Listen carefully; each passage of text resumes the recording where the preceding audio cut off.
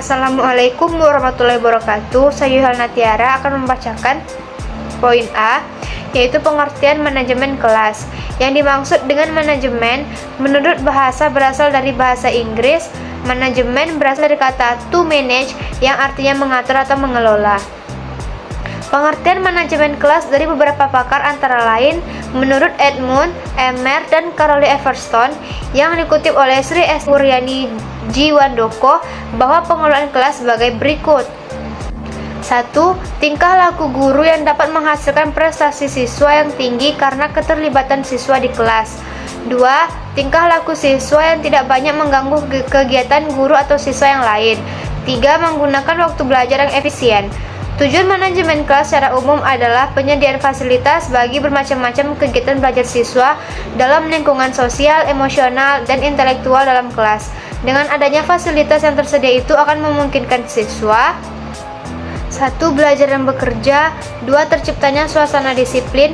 3. Perkembangan intelektual, emosional, dan sikap serta apresiasi pada siswa. B. Aspek-aspek manajemen kelas. Adapun aspek-aspek yang perlu diperhatikan dalam manajemen kelas adalah sifat kelas, pendorong kekuatan kelas, situasi kelas, tindakan selektif dan kreatif. Kegiatan-kegiatan yang perlu dilaksanakan dalam manajemen kelas sebagai aspek-aspek manajemen kelas seperti tertuang dalam Dirjen Dikdasmen tahun 2000 adalah yang A. Mengecek kehadiran siswa, B. Mengumpulkan hasil pekerjaan siswa, memeriksa, dan menilai hasil pekerjaan tersebut. Yang C. Pendistribusian bahan dan alat. Yang D. Mengumpulkan informasi siswa, mencatat data pemeliharaan arsip. Yang E. Menyampaikan materi pelajaran. Menurut Umar Malik ada 7 aspek sebagai berikut. Yang pertama, aspek tujuan instruksional. Kedua, aspek materi pelajaran. Ketiga, aspek metode dan strategi pembelajaran. Yang keempat, aspek ketenagaan, meliputi aspek siswa, waktu, tempat, dan perlengkapan. Yang kelima, aspek media instruksional. Keenam, aspek penilaian. Dan yang ketujuh, aspek penunjang fasilitas. Bismillahirrahmanirrahim. Assalamualaikum warahmatullahi wabarakatuh. Saya Oki Rahayu akan membacakan poin C, fungsi manajemen kelas. Fungsi pengembangan. Fungsi pengembangan adalah fungsi manajemen kelas di mana secara proaktif guru merencanakan dan melaksanakan seperangkat kegiatan pembelajaran yang berlangsung dengan lancar, tertib, efektif, dan produktif. Merencanakan berarti menggali, memilih, menentukan, dan menetapkan berbagai komponen kegiatan manajemen kelas yang efektif dan produktif bagi kegiatan pembelajaran. Perencanaan yang dimaksud meliputi yang pertama, perencanaan disiplin anak. Yang kedua, iklim sosial kelas. Yang ketiga, iklim sosio-emosional. Dan yang keempat, perencanaan lingkungan fisik kelas. Selanjutnya, fungsi pengendalian. Fungsi pengendalian adalah seperangkat kegiatan guru bermakna menjaga, membina, mempertahankan, dan mengendalikan kondisi kelas agar tetap efektif dan produktif bagi kegiatan pembelajaran. Yang ketiga yaitu fungsi penyembuhan. Fungsi penyembuhan sama dengan manajemen kelas yang bersifat kuratif. Fungsi manajemen kelas ini adalah mengembalikan kondisi kelas yang telah terkontaminasi oleh gangguan ke dalam keadaan semula seperti sebelum terjadinya gangguan. Contoh kegiatan manajemen kelas yang berfungsi penyembuhan ini dapat dipilih pada contoh manajemen kelas yang bersifat kuratif. Selanjutnya poin yang D, masalah manajemen kelas. Keaneka-macaman masalah perilaku siswa itu menimbulkan beberapa masalah dalam manajemen kelas. Yang pertama, kurangnya kesatuan dengan adanya kelompok, misalnya pertentangan jenis kelamin. Yang kedua, tidak ada standar perilaku dalam bekerja kelompok, misalnya ribut, bercakap-cakap, pergi ke sana kemari, dan sebagainya.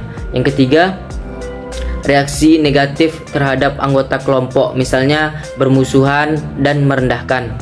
Yang keempat, moral rendah atau permusuhan agresif, misalnya dalam lembaga dengan alat-alat belajar kurang, kekurangan uang.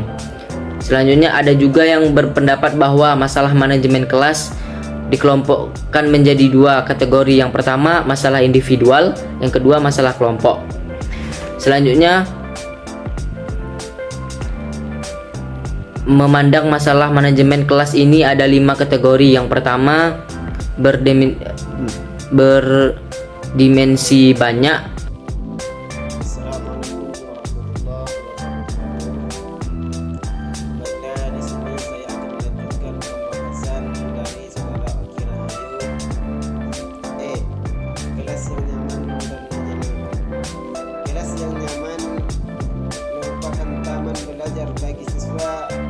Kelas adalah tempat bagi para siswa untuk tumbuh dan berkembangnya potensi intelektual dan emosi. Mengingat itu semua, kelas hendaknya dikelola sedemikian rupa sehingga benar-benar merupakan taman belajar yang nyaman dan menyenangkan.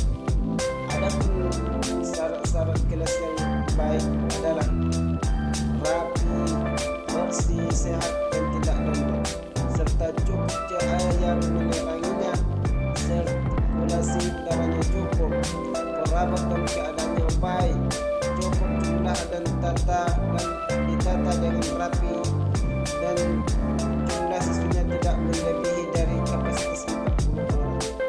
Terdapat beberapa syarat yang perlu diupayakan agar kelas nyaman dan menyenangkan, yaitu tertata ruang kelasnya, menata perawat kelasnya dengan baik.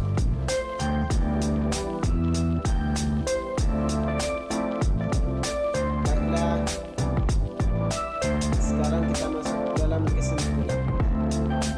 Manajemen kelas merupakan usaha sadar untuk mengatur kegiatan proses belajar mengajar secara sistematis yang mengarah pada penyiapan sarana dan alat peraga, mengatur ruang belajar, mewujudkan situasi atau kondisi proses belajar mengajar berjalan dengan baik, dan adapun kurikuler tetap dapat mencapai demi tercapainya satu tujuan dalam pembelajaran, maka dibutuhkan yang namanya manajemen di dalam kelas, yang mana manajemen kelas memiliki fungsi-fungsi. Yang pertama, fungsi perencanaan, fungsi pengendalian, dan fungsi pengembangan, fungsi penyembuhan, dan fungsi kepemimpinan.